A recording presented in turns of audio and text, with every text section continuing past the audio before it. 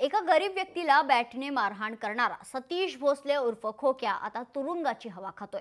पण त्याआधीही त्याचे अनेक व्हिडिओ समोर आले आणि उभ्या महाराष्ट्राला त्याची मस्ती दिसली। पण धक्कादायक गोष्ट ही की या खोक्याला आता तुरुंगातही व्हीआयपी ट्रीटमेंट मिळत असल्याचं समोर आले। पाहूयात यावरच लोकशाहीचा स्पेशल रिपोर्ट।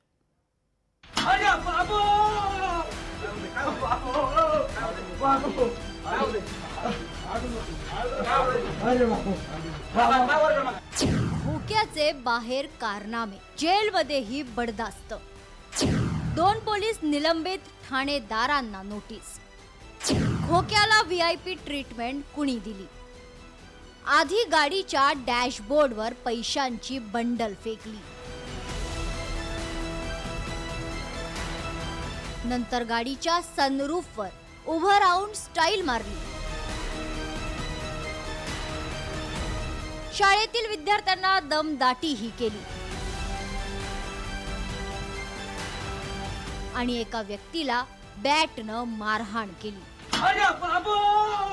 इतके सगळे कारनामे केल्यानंतर सतीश भोसले उर्फ खोक्याला तुरुंगाची हवा खावी लागली आहे। पण तुरुंगात गेल्यावरही या खोक्याचे आणखी व्हिडिओ समोर आलेत। या व्हिडिओनुसार खोक्याला तुरुंगातही व्हीआयपी ट्रीटमेंट मिळत असल्याचं आता समोर आलंय।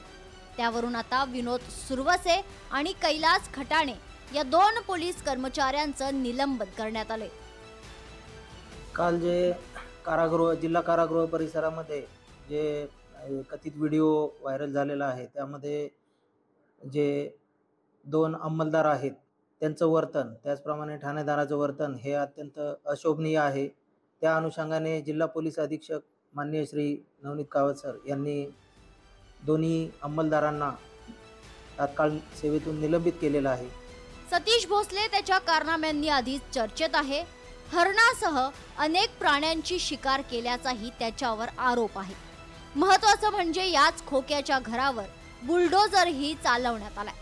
त्यामुळे दादागिरी करत गोरगरीब लोकांना त्रास देणाऱ्या या खोक्याची जेलमध्येही बडदास्त ठेवली जात असेल तर त्यामागे आणखी कोण कोण आहे याचाही शोध घ्यायला हवा। हरिदास तावरे, लोकशाही मराठी, बीड।